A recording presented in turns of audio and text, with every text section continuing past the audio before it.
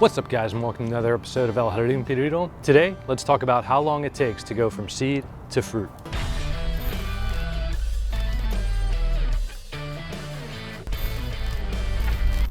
All right, so the quickest answer to this is it depends. You know, an avocado can take 7 to 10 years, up to 15. Certain citrus can take just as long, whereas peaches may take 3 years.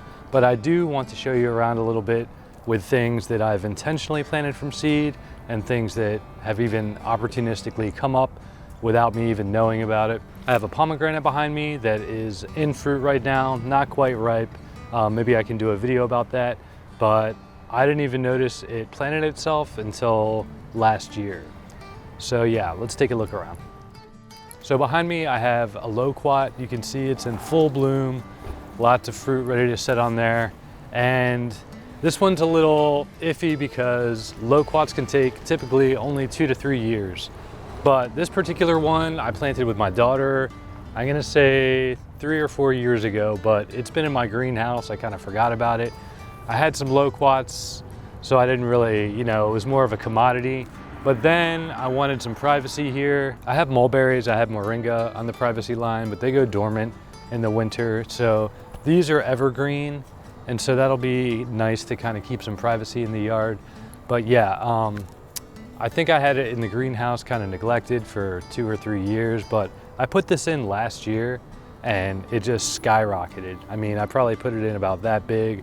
It was nice and healthy, but loquats, they're gonna give you fruit real quick. Lots of growth on this. I'm saying it's about 7 feet tall. Really nice fruit set on there. Another benefit I'd like to add to this is sometimes they're genetically very close to the parent plant, but oftentimes they're not. And so what happens is when you plant a seed from something that's grown in your yard, say like this loquat, it has the genetics of what went on in this climate, if the tree survived, if everything was healthy, and it potentially has even better genetics for this area. This is a lot more common in things you plant annually, and it's a lot easier to see those results. But I mean, that's the principle here. It's pretty awesome. All right, next we're gonna look at the pomegranate here. I noticed this last year, just kind of like a little twig. Pomegranates grow pretty well. They're Mediterranean. They're notorious for thriving on neglect. So it's a really nice plant. I think they vary in their growing zone, but they do really well here. They'll do pretty well a little further up north. But I'll take you in a little closer, but we do have our first fruit set, which isn't very big, and I don't know how it'll taste. Some of these trees too, you have to keep in mind, when you go to a nursery, they're grafted, this and that, they could be very much mature.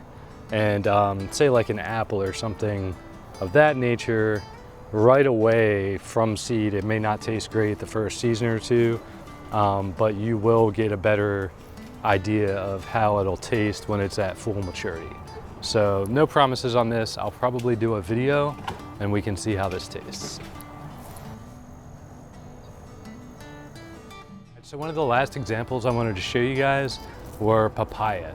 Papaya are awesome. This year we had a lot of drought. Papaya are heavy feeders, so it's not the same as like a pomegranate or anything. You really have to feed them.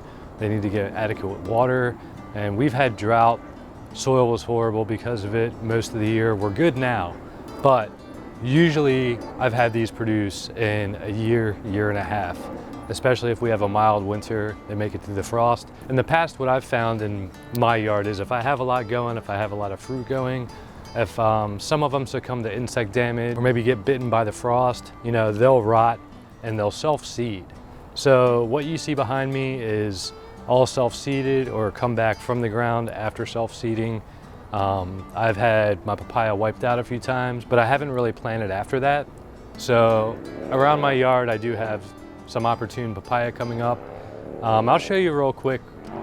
The growth this year, because of our drought, wasn't very drastic. This one here came back from the ground last year, but you get the idea. So you can see down here where things have come back from a freeze, and we're looking at about 5-6 feet.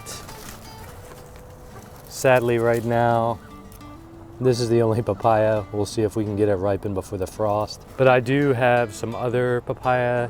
I think that one was self-seeded last year, came back. These over here were the self-seeding ones from this year. Usually they'd be about 5 feet tall by now. But yeah, hasn't been great. But they are shooting up now that we're getting a lot of rain. But in the same token, the weather has been cooling down significantly, so they'll probably die back if we get a bad freeze. All right guys, well that's gonna do it for today's video. And there are numerous examples that I could give you guys. I just wanted to show you some firsthand examples of what I had growing here.